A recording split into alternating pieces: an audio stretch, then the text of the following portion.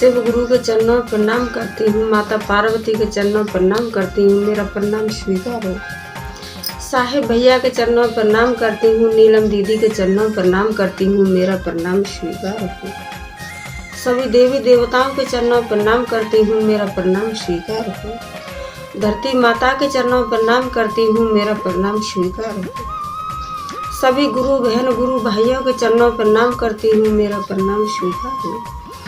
साहेब भैया नीलम दीदी के माध्यम से हमें 3 सूत्र मिला है।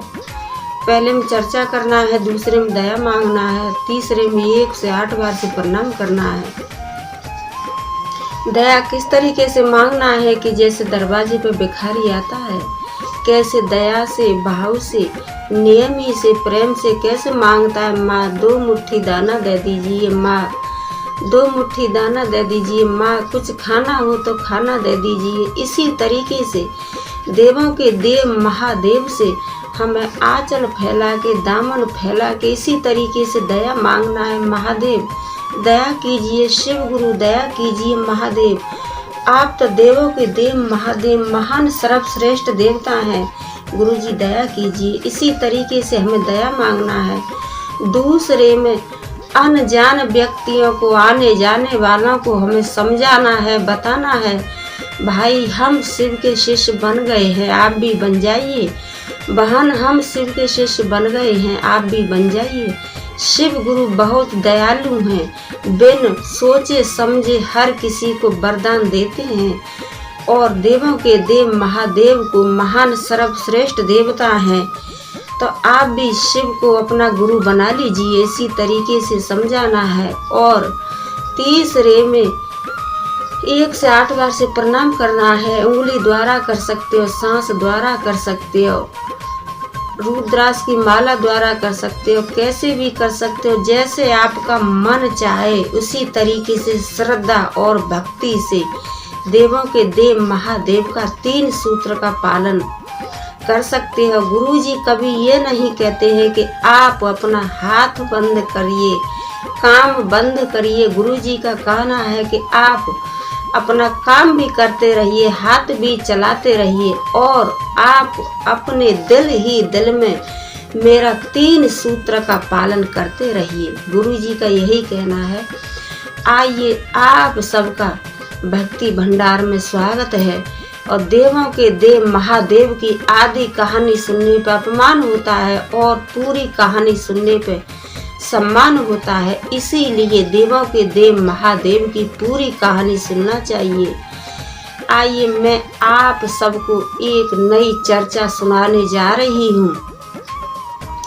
एक गुरु बहन थी तो उनके पास कोई भी चीज का कमी नहीं था, कोई भी चीज का अन्न धन गाड़ी घोड़ा खुद खेती क्यारी कोई चीज का उनके पास कमी नहीं था।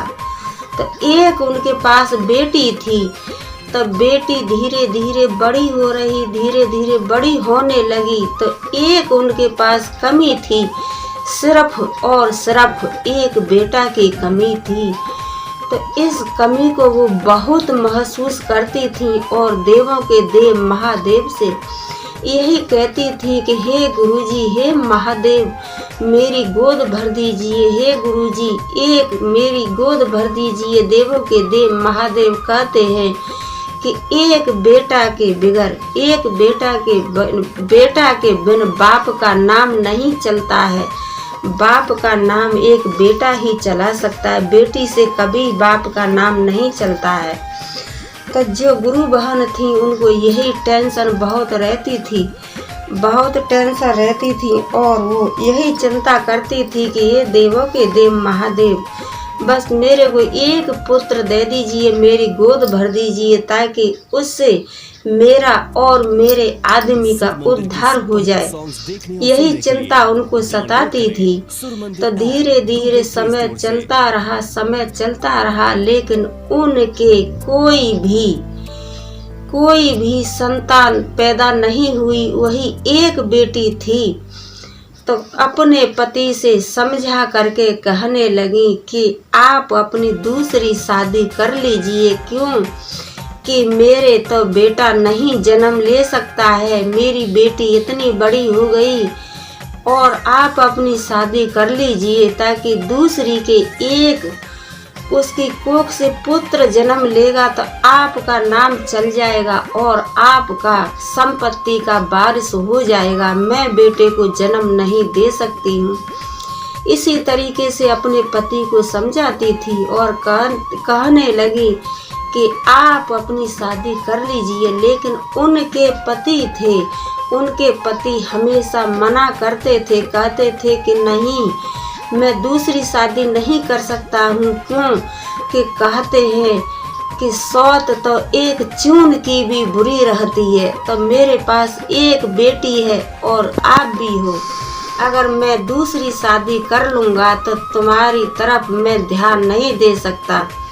तो गुरु बहन थी, वो कहने लगी कि मैं तो अपने देवों के देव महादेव के चरणों में अपना जीवन व्यतीत कर लूँगी और उन्हीं के चरणों में मैं अपना ध्यान लगाऊंगी और आप अपनी शादी कर लीजिए।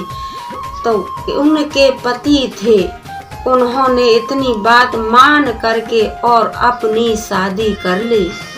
शादी कर ली तो घर में दूसरी आ गई तो कुछ समय बाद कुछ दिन तो ठीक सही से रही, बहन करती रही और जैसे ही उसकी शादी को समय बढ़ता गया इसी तरीके से उसके बोल वचन और काम कार्य सब कुछ बदलने लगे और वो सारा व्यवहार बड़ी वाली से और उसकी बेटी से सारा व्यवहार वही सौत वाला व्यवहार करने लगी और उनकी बेटी से भी।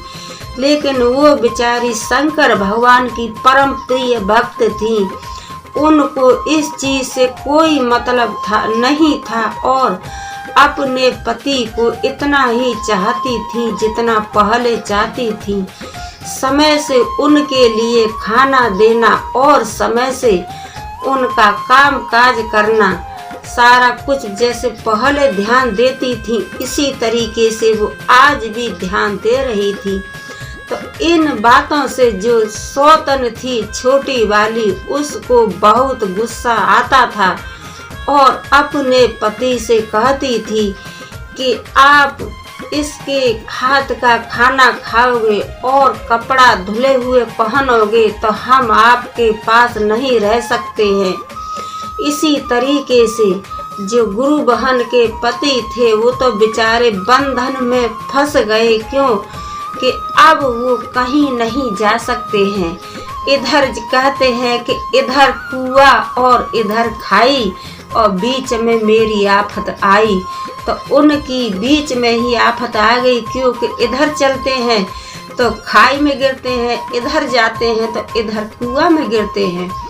इसी तरीके से वो बड़ी वाली की तरफ बोलते हैं तो छोटी वाली की तरफ परेशानी और छोटी वाली की तरफ बोलते हैं तो बड़ी वाली परेशान। लेकिन बड़ी वाली थी वो शंकर भगवान की परम प्रिय भक्त थी और वो इन बातों से कुछ मतलब नहीं रखती थी और कहती थी कि मैं आपको ही शंकर भगवान समझती हूँ, वो तो मेरे भगवान है ही हैं, लेकिन उनके बाद में आप भी भगवान हैं। मैं आपको काम काज करना नहीं छोड़ूंगी, क्यों कि मेरा आपका काम काज करना मेरा धर्म बनता है।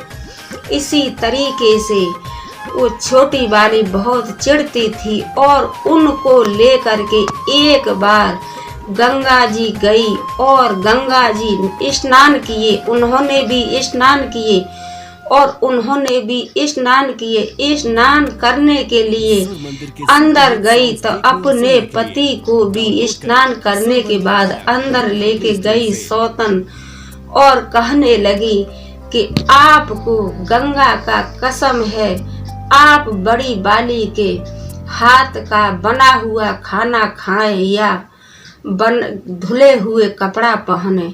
इसी तरीके से छोटी सौतन ने और अपने पति को गंगा जी का कसम दे दिया और कहने लगी कि आपको गंगा का कसम है और हमारा कसम है कि आप बड़ी वाली से बात भी नहीं करोगे। आप बात करोगे तो गंगा मैया आपको देखेंगी। इसी तरीके से अपने पति को गंगा जी की कसम खिला करके घर लेके आई।